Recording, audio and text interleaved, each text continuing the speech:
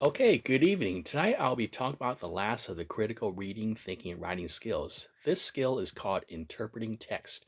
As you recall, we talked in detail at the start of the semester on the critical skills of analyzing text and also synthesizing text. This skill, interpreting text, is probably something that you've been doing a lot of and is a very powerful critical thinking, reading, and writing skill that goes hand in hand with synthesizing and analyzing text. Also, to accompany my lecture, I also posted a reading called Para Teresa by Inez Hernandez Avila in the materials section. You'll also read that short reading, short but very powerful reading, and you'll get a chance to practice the skill of interpreting text in the upcoming homework assignment.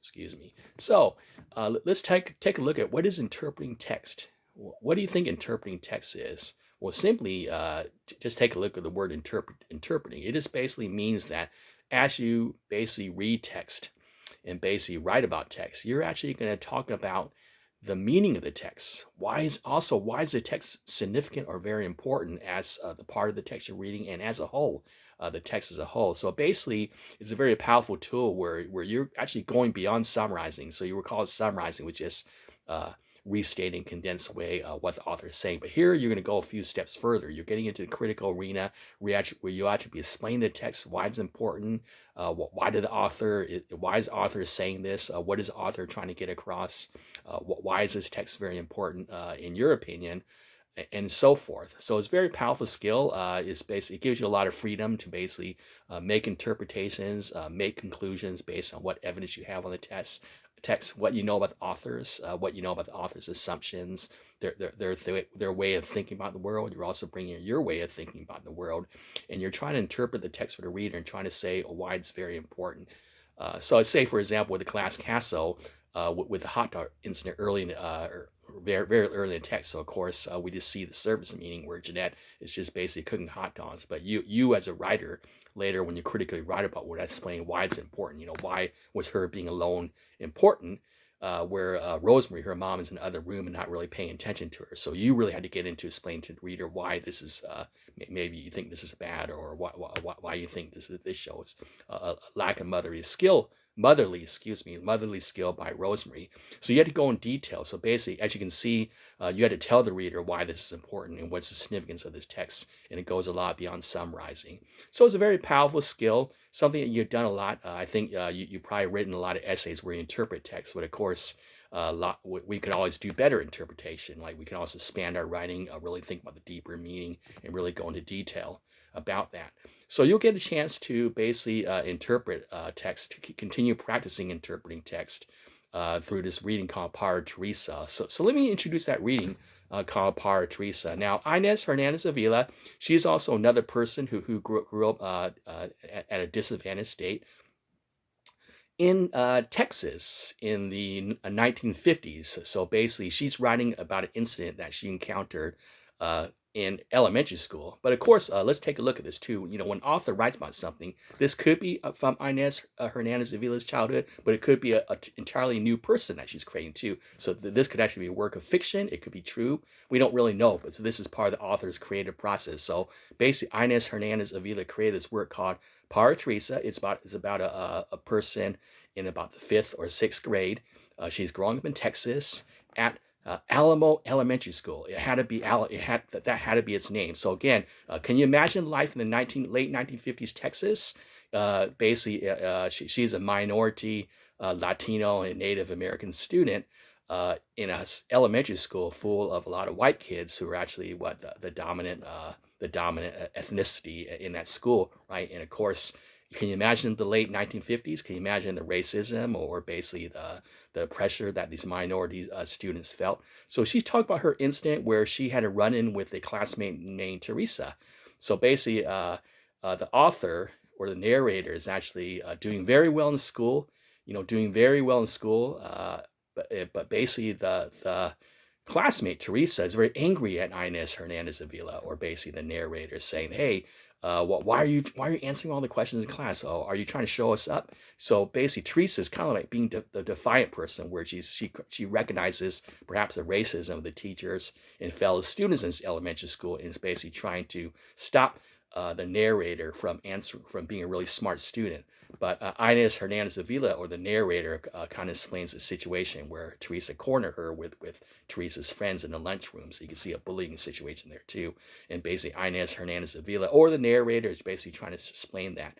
So basically, Inez Hernandez Avila basically shows these two people odds, like two ways of basically two ways of fighting against the dominant culture, right? So we can see that there's actually two ways. So I want to have you think as you read through the reading. What are the two ways of rebellion? The way that the narrator is going, trying to be a smart student, trying to do her best, or Teresa, who's very angry about that, and she has her own way of rebelling, and you can basically leave that to your imagination, or kind of get texts from the reading how Teresa's rebelling. So they talk a little bit about that, what their feelings are, and then finally, in 1975, when the narrator is now 28 years old, suddenly she looks back at this encounter with Teresa and basically says, "Hey, now I kind of understand you. Now, if you permit me, I look at you as like a sister." So maybe Teresa has disappeared from the narrator's life. Teresa may have moved away, or she doesn't really talk to Teresa anymore. But now she looks at Teresa like a sister, and you have to think about that. What does that mean? Like the past and the present. The thing about rebellion.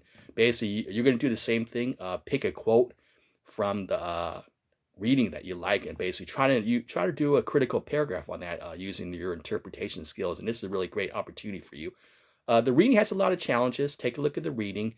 Uh, Basically, the reading is also written partially in Spanish, but at the bottom of the reading, there's actually a translation there. So think about that too, right? A lot of us speak Spanish, and that may not intimidate us. But those of us like me who don't speak Spanish, right away we can say, "Why did the author suddenly put part of the reading in Spanish when she's actually writing to a lot of people in the audience who do not speak Spanish?" So you have to think a little bit about that. So it's a very powerful poem by a Latino American and Native American author. And just a little bit of word about the author, Inez Hernandez Avila. Just like Soto, she eventually, uh, probably had a disadvantaged childhood, but she basically grew up to become a professor at UC Davis, and she was the head of the Latino Research Center, I believe, at UC Davis. So Inez Hernandez Avila, like Soto, had a lot of challenges growing up, but she basically worked to become a professor, at the highest field. And she's also a published author of books and poems and so forth.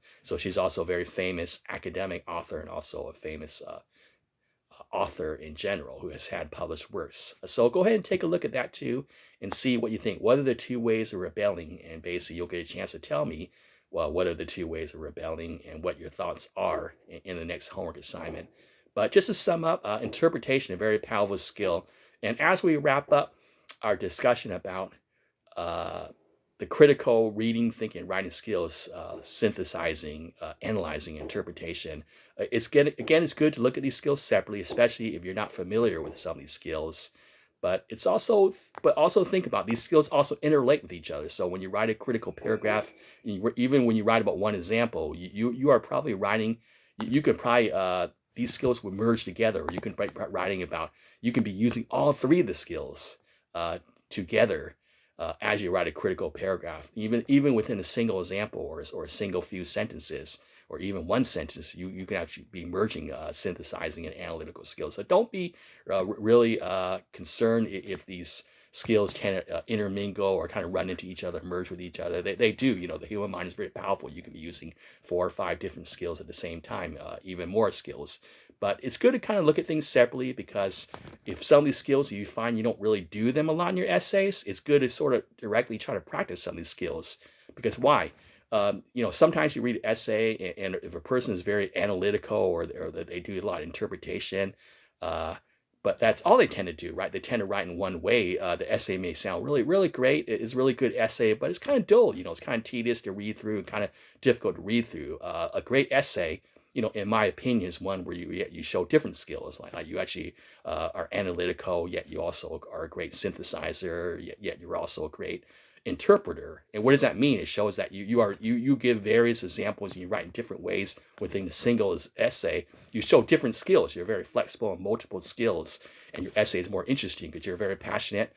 You basically show different skills, synthesizing, interpreting, analyzing, yet you're also very passionate. So that drives your essay and very unique. So basically you combine your creativity, uniqueness, and those skills and use those different skills in different ways and explore your writing. Your essay could be very interesting and unique, right? And it could go beyond your standard basic essay where you tend to write where someone tends to like your essay, but is not too interesting to them because it just may be dull and maybe you're just using one skill too much or really using one skill. So again, with your writing, try to be creative and write in different ways. Don't write your standard 5-paragraph essay. Try to explore your writing because that's what academic essays are for. Basically, the search for the truth. Write a lot with different examples to convince your audience of what you feel because your audience is very doubtful. You know, they're not going to be really convinced unless you interest them. Number one, the topic, you kind of tell them why the topic is interesting or why it matters to them. And you also write in a very interesting way that they may not have encountered before. And it's something unique and new to them and in turn refreshing to them. And therefore, they'll be a little bit more open to your opinions and to say, oh, I heard the same thing. I heard the same analysis before, the same interpretation before. You want to always write your essay and try to write something new and different and explore too, right? Just don't write in the same old way or maybe the way you saw other people write essays. That's why I don't like giving students sample essays. Sometimes students, give me a sample essay, like a sample perfect essay, right? But you want to develop your own voice when you write. Your own voice, your own unique style when you write, right? You know, informal writing where you're kind of basically, academic writing is basically semi-formal writing where you're writing within certain conventions, yet you're also showing your creativity, right? It's just not a typical, very dull writing. It shows your personality there too. So I'm going a little bit beyond, but basically just trying to give some advice on writing essays and the new skill interpretation, or it could be a skill that you've done before, but you want to continue practicing in. So basically that's another great skill to practice a lot in because it's a very powerful skill and probably something that a lot of your teachers, your English teachers have asked you to do. So it's also familiar too, but it's also very difficult because you want to go beyond the summary. Interpretation is basically going a few steps beyond the summarizing. You got to show, you just don't want to summarize, you want to go beyond that. And beyond that is when you get into your A+ type writing, right? Your college writing where you're really exploring. So again, the critical skills are very powerful and we'll see you next time. And also please read Para Teresa by Inés Hernandez Avila, and that will be coming up in the homework assignment coming up. Okay, thank you. Bye.